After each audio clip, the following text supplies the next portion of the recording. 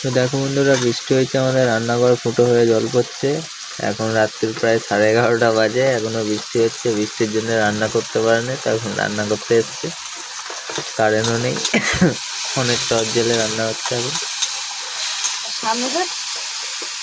দেখো সামনেটা দেখেছো কি অবস্থা, গোটা চারিদিকে জল পড়ে একদম একাকার হয়ে গেছে।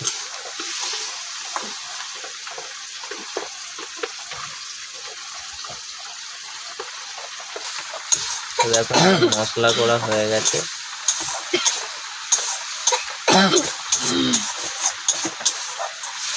তো দেখো এবার আমাদের ডিম দেওয়ার পালা। ডিম দেওয়া হয়ে গেছে।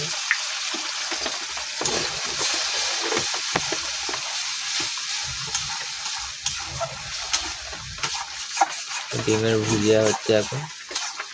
তো দেখো ফাইনালি আমাদের ডিম ভুজিয়া রেডি। ঠিক আছে, তো তোমরা দেখতে থাকো, ততক্ষণের জন্য টাটা।